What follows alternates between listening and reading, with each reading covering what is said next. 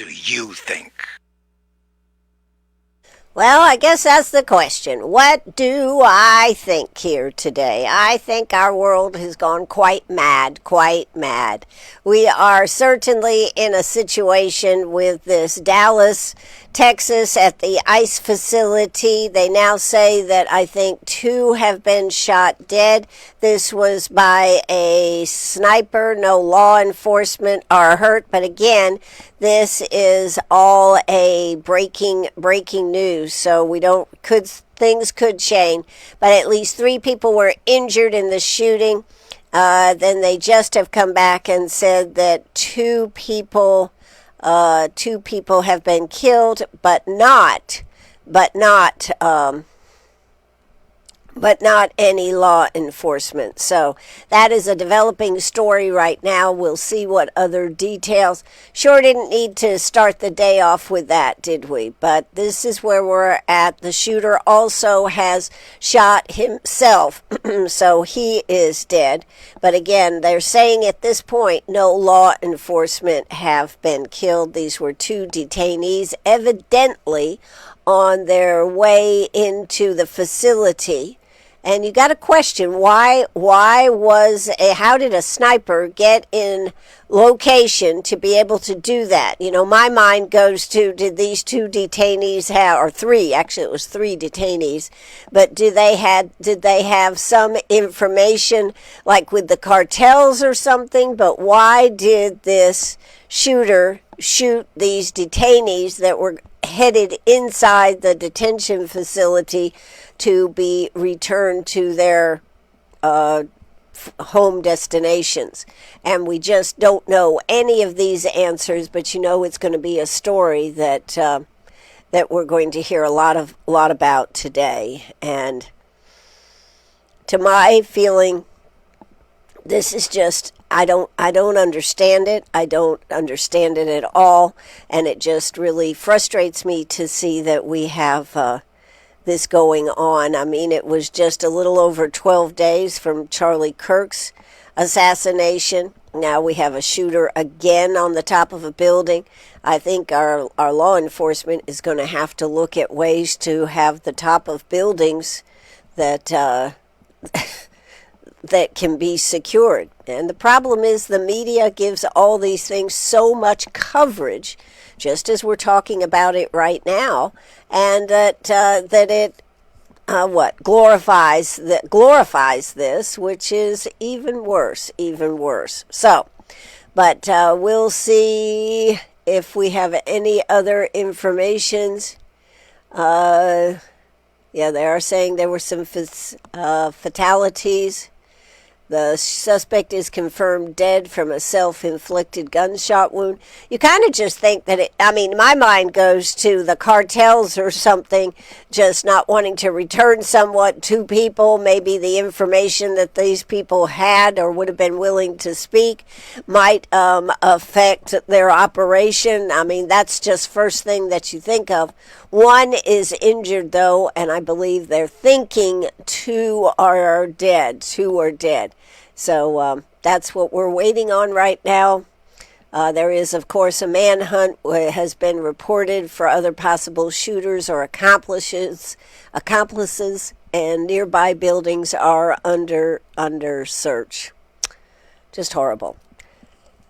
But we have our own issues. Right here in Greenwood, well, not in Greenwood so much, but, well, we do actually. There is a story from Greenwood that is rather upsetting here this morning. I do want to remind you that you can call in and give me your opinion on things. If you'd like to comment on a story, our legacy line is the 864-229-7984. That is the legacy line. And then, of course, our new number that allows you to make a call, but have it converted to text. So I can see what your comments are. So that number is 864-332 9355. That's 864-332-9355. Someday that number will roll right off my I hope it will roll right off my off my tongue the way this other one does. So if you would like to call on that number and leave a message, all we're going to do is it takes and converts it to a text, and from the text I'm able to see it that much quicker. So let's get started here this morning. So we don't want to do that. We got somebody that was just calling. So we will check on that. And in fact, we got several calls coming in, but we're going to go ahead and try to get you some of the stories that I wanted to talk about. Then we'll take a look at it. If you want to call, 864-332-9355. That is our new text and message leaving telephone number. There you go. All right.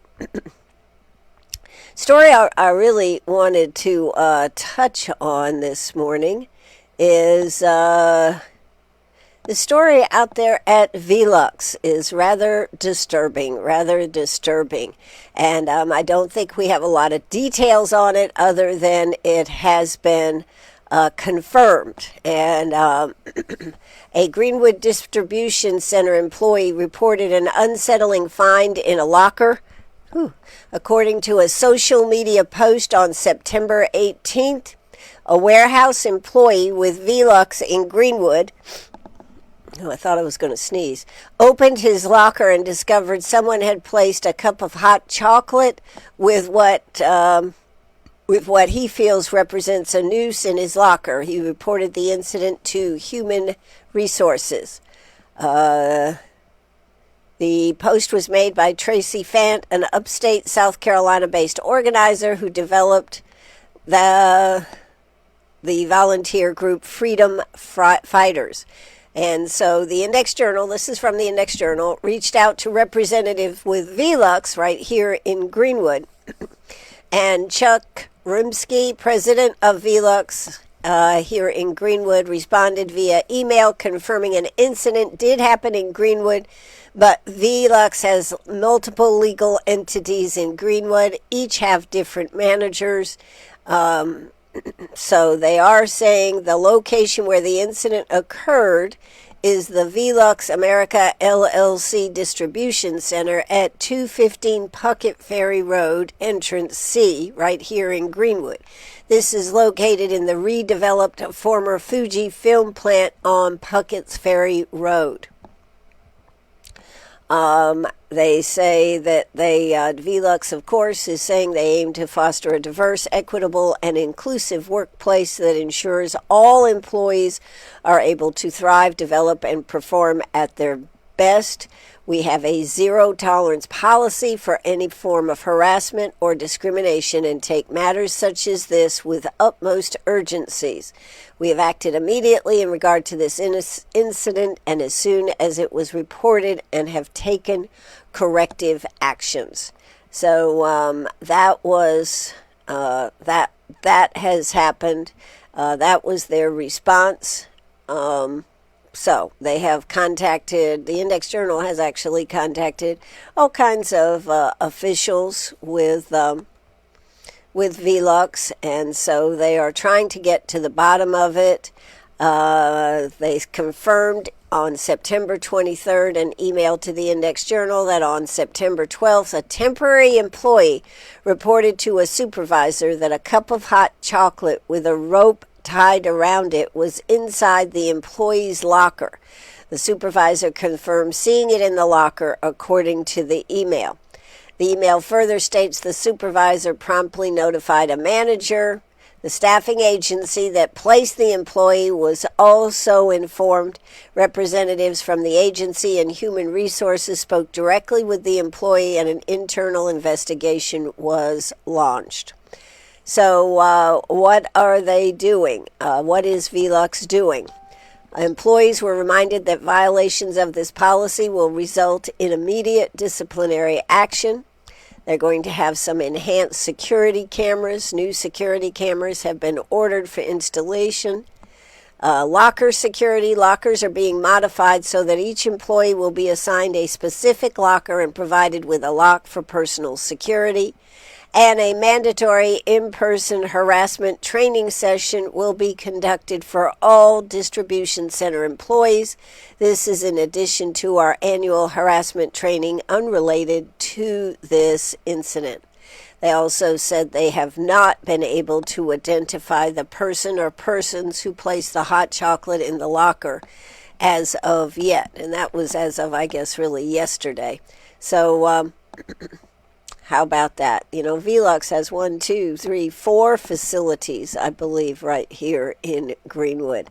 So that was as of yesterday afternoon report. So, what do you think? This is horrible right here in Greenwood. And why would anybody feel the need to do this? So we'll have to watch this story and see where that goes. But just one of many stories that are out there that we're following up on and making sure that you know about right here on WCRS radio. So, let's see, we got any, oh, okay, well, there's another comment. Okay, well, maybe we should check before we move on and just see what the comments are that are coming in this morning. Let me see. I haven't actually looked at them yet, so we'll have to see what is here. Anything else of note? Somebody just said they like the new number. They like the new number because they can call and it can be a text, and therefore they know that I'll be able to see it. That was the disadvantage to our legacy number. It did not have the ability to turn it into a text, but with this new number, we're able to turn it into a text. So someone goes, "Congratulations, Ann, join in the future." I think I'm pretty advanced here, really, don't you? I mean, we do Facebook Live. We post them on the website. You can watch them at your leisure. My goodness, we do a lot. We have updated in the last 6-7 months. We have really upped our game, and there are some more changes that are coming that you're going to be, I think, excited about, that keeps WCRS moving forward and being relevant. So that's okay. All right. Well, looks like somebody else is. What's going on now? What's Joanne? What are you saying, Joanne? Wow, and this is pretty cool. I just spoke it, and now you're reading it, and you're putting it on the air. I like it. All right. Well, thank you very much. You know, the thing about being able to make a telephone call, you can speak it a lot quicker, at least I can, than I can texting it. So excited to bring this new possibility to you. That number again, if you ever want to comment on a show or you know of something I should know about, 864-332-9355. That's 864-332-9355. All right, let's move on and talk about our favorite town right down the road. Oh my gosh, Calhoun Falls. The story on that just keeps getting bigger and bigger. You know, the problem is if Calhoun Falls does not get a hold of itself, it won't be a town anymore. I mean, it'll have to be absorbed somehow, and this is tragic. So let me see if I can get back to my information that I had pulled together for the Calhoun story. I mean, I have too much in here. Okay, here we go. Key developments in the Calhoun Falls story. All right. Chief Tim Ritchie has resigned. No 2 weeks notice, just resigned, leaving the town with just 2 officers, one whom is the school resource officer.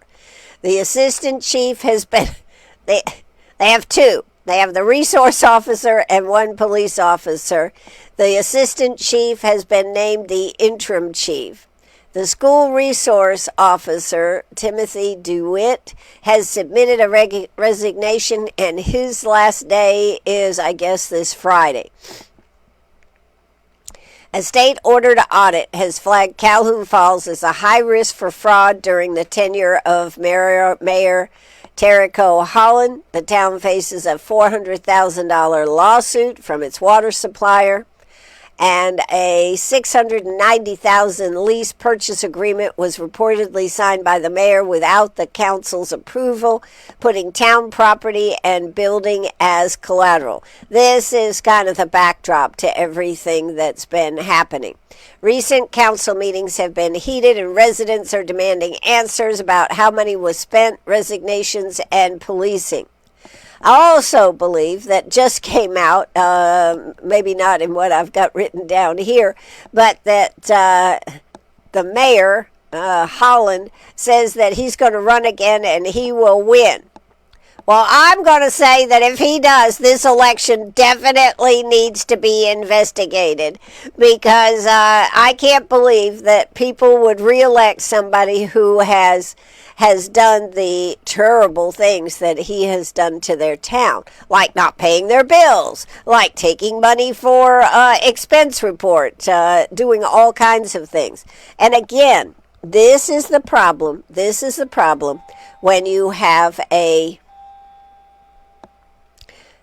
style of government where the mayor is also the administrator. That in Greenwood, we have a city council, and then we have an administrator. Julie Wilkie is the administrator for the city, and she, quote, runs the city, but she reports to the council, and the council is not writing checks and paying bills and all that kind of stuff. But in smaller towns like Calhoun Falls, they have the mayor is also an administrator.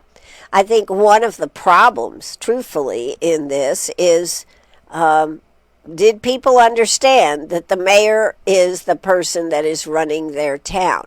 And I'd have to think that as they were looking at people that were running for mayor, they did not. So I would question whether this man, Terrico Holland is his name, the mayor, Terrico Holland, whether he would be reelected. And if he is reelected, then I would want to analyze the ballots and see this, because I cannot believe that with the angst that's going on over there in Calhoun Falls, that this would be something that could occur. But he says he's going to run, and he will, I think he's running as a write-in or independent, and he will get to be reelected. So we will see about that. The council members have floated townwide staff cuts, including possibly closing or drastically reducing the police department. Well, no problem there. You now have the assistant, one other police officer is now the police chief and the police officer, and your resource officer is last day is Friday. So they are getting support from Abbeville County Sheriff's Office, has already been helping with policing in Calhoun Falls, but the Sheriff's Office in Abbeville says they cannot provide full-time support just for Calhoun Falls indefinitely. So that is kind of where this is at. Now, there is a big article in the Index Journal. If you'd like to read more, you certainly can. But that's kind of it in a nutshell. Tensions are high. I think they have opened a SLED investigation. So that is ongoing. There's not much information, as you would expect, about what is happening on that investigation, but there is an investigation. They do have a finance officer, Stephanie McElrath, opened the session on the 22nd, Monday night, with a September financial report showing just, wow, $2,866.33 in the town's general fund. Other accounts had a healthier balance. The utility fund had $39,000, over $39,000. Court fines had $20,000. Victims' Bill of Rights had $45,000. Oh, they have a savings account with $6,000 in it, and the American Rescue Plan has $1,331. The police department just $633. So then the mayor made a very brilliant statement, and that is my interpretation of it, saying that the payroll savings from unfilled jobs are temporary, inflating those numbers. They still have a balance due of $338,000. The town's long-term debt remains heavy. There's a balance of $338,000 on a property loan and a $41,000+ on a police vehicle loan through First Government Lease Company. So they also have some other loans. So they are in, number one, they are in very, very bad shape over there. And it really is a question what's going to happen. So we will continue to follow that story. And the Index Journal is doing an excellent job, as are a lot of other news sources around, trying to keep the information coming. Keep the information coming. So that's one story that we have today, and that is a good one. So what else is happening out there in the world? Well, Kimmel came back on the air last night. I think the most important thing to remember is that there are several conglomerates that are not carrying his show, So This is going to become a test of wills between ABC, and I think ABC is actually owned by Disney. Does Disney want to stay in the fight? I guess would be the question, right? Do they want to stay in the fight? He was on a 6-day suspension, which was really, I think, only 4 days of his show because the weekend was in there. In his monologue, he said, "It was never my intention to make light of the murder of a young man, nor was it my intention to blame any specific group. But I understand some felt either ill-timed or unclear, or maybe both." Well, that was kind of weak, wasn't it? He did not issue a blanket apology. Instead, he offered clarifications, expressed regret for how his comments were received, and emphasized that his intent was misinterpreted by some. And he also called out what he framed as pressure from those who wanted to silence him, and defended the importance of free speech and political satire. Well, I don't think you make political satire at a time where something is so raw, i.e. the death of Charlie Kirk. And that's not political satire. To me, that is political assassination. So there are two major station groups, Sinclair and Nexstar, announced they would continue to preempt his show and not broadcast it return, despite ABC reinstating Kimmel. And I don't know. It has, though. One thing that has happened, which I find very, very most interesting, is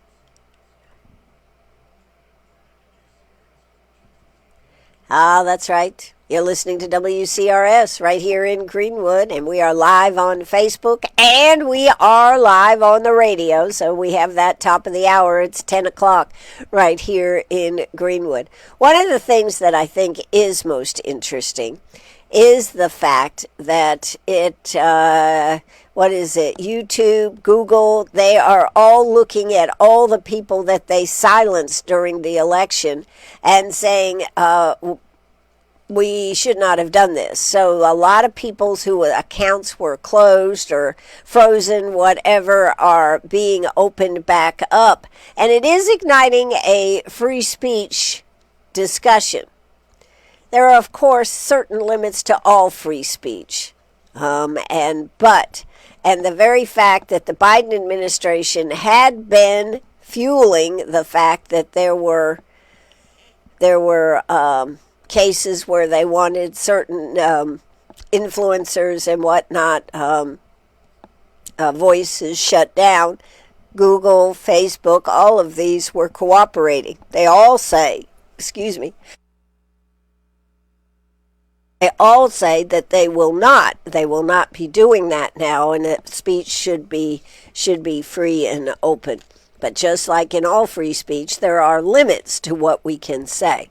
So that is a good thing, but it's also a frightening thing when the government is able to do that.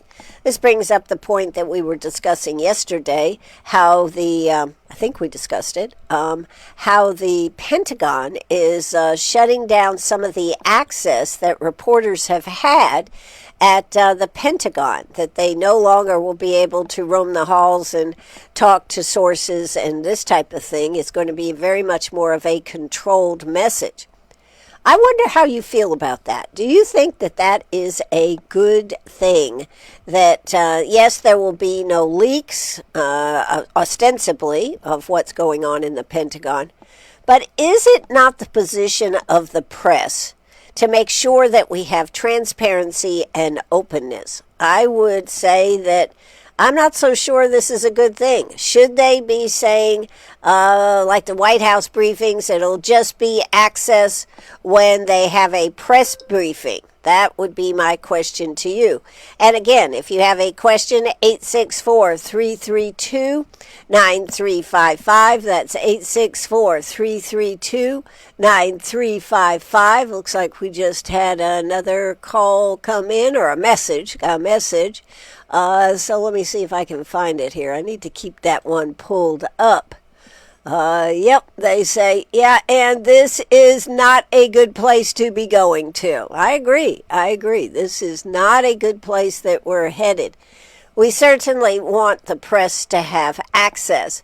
The press, however, has to use good judgment. And when something is said off the record, they need to honor that off the record. And on the flip side, if a source from the Pentagon, from the White House, or whatever, really doesn't want something to get out there, then guess what? Don't say it. Don't say it to your sources. But it does concern me very much that the Pentagon is literally shutting down the access that reporters have had to what was going on. Why are they doing this? Well, they had some leaks. I know, but I think it is more important to find out where the leaks are coming from than to simply shut it down. What's your opinion? 864-332-9355. Something to think about.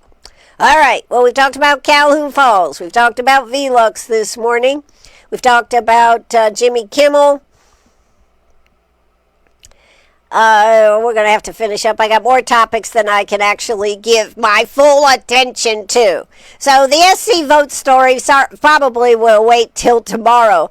That is a big story. And maybe by tomorrow it will be even bigger, even huger, right? So we will see where we're at there. It looks like they must have, in Texas, they must have the situation under control.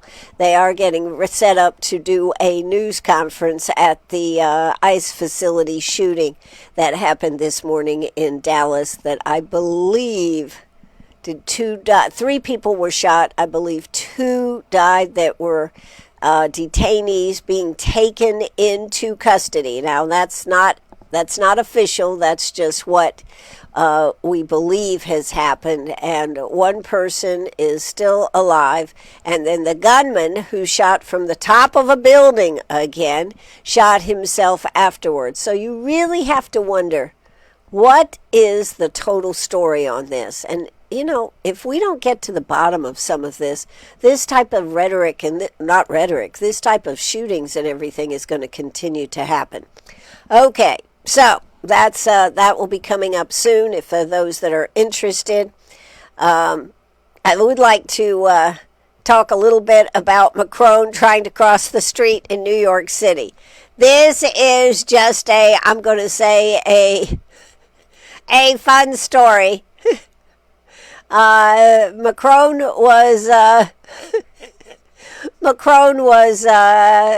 called Trump when a motorcade blocked his path, and while in New York City for the UN General Assembly, French President Emmanuel Macron got stuck trying to cross a street, as the New York City police told him the road was frozen because a VIP motorcade was passing. How did that make Macron feel? What am I, chopped liver? Probably if he'd had his wife with him, they would have said, no, don't slap me. Let him go. So realizing it was President Trump's motorcade, Macron called Trump from the sidewalk, supposedly. We don't actually know this. This is just what they're saying. He joked, guess what? I'm waiting in the street because everything is frozen for you, for President Trump. He also asked for a short discussion with Trump and Qatar about the Gaza-Palestine situation. It says the scene was lighthearted. The police apologized. Macron joked with officers, and eventually the street cleared. It says that the call was confirmed by sources close to Macron, who described it as warm and friendly. So there you go. He's trying to get across the street, and the president's motorcade had everything shut down. That is the problem when the UN meets in New York City, that the traffic just gets so out of control because they block off areas of the roads up there in New York City. So what do you think about that? Hey, I like to be able to cross the street. You're keeping me from crossing the street. And President probably said, oh, gee, I'm sorry, but you just have to wait a few more minutes. We'll be by in a few minutes. And then I read another story where Macron finally got across the street and was walking down the street, taking pictures and, talking to people with his security detail with him. Though, the more that these type of shootings and everything happen, the less access we all are going to have to officials. But in the case in Dallas, this case is really hard to figure out because these were just individuals that had been detained. They probably, I'm making a speculation, they probably had not been detained that long, meaning they had probably been picked up and then being sent to this detention center to be processed to return to their country. So that defies the fact that there was planning and this type of thing. It sounds to me, and then again, this is just my personal opinion, that whoever the shooter was, because he has killed himself, just decided to go to the top of a rooftop, got up there and shot 3 people. Are two people dead? That's what I keep hearing, but there is no official word yet. But 3 people were shot that were in ICE detention. No officers or other workers at the facility were shot. So it was just these 3 detainees. So, again, we'll learn more about that. But Macron but the more that these type of things happen, the less we will see our officials out and about. But as I said, these were just detainees. I just boggles my mind why they were shot, and I'm sure we'll find out more as the hours go by. So that's a little update on what is happening. It's kind of frightening, isn't it, to start your day this way? The weather looks like the weather is going to be great for today, and we are going to be continue to talk about events that are coming up. One of the things I do want to remind you is that we are having the Latin Festival is coming up this Saturday. This is a great event to get out there and get out there and enjoy some Latin food, to see some Latin dancing, all this kind of stuff. So I hope you will check that out. That's coming up this Saturday. Of course, there is football, and there is some that are off. This afternoon, it looks like I'm going to be doing a What's Up show. What's Up show. It'll get you prepared for the weekend and all the things that are happening. Looks like South Carolina is playing Kentucky at a home game this Saturday. This Saturday, Clemson is licking their wounds and not playing. I mean, they're trying to get healthy and figure out what the heck is wrong with them. So there is no game this Saturday. This Saturday for Clemson. Greenwood Eagles are playing Friday night. That is a home game with Hillcrest. The Emerald Vikings are off this Friday. They're taking a well-deserved break. And the 96 Wildcats are off this weekend too. So there's some football, but not as much as we would normally expect. There's a lot of events that I want to highlight this afternoon for you, so I hope you'll tune in 5 to 6, where we will be doing What's Up, Greenwood, right here on WCRS Radio. Really enjoyed yesterday afternoon sitting down and talking with the one and only Edith Childs. She was dressed to the nines, so I hope you'll go back and check out that live video. She was headed to a meeting. They have paid off the Little River Multicultural Center, paid off their building in September. That has been paying on it since, I believe, 2007.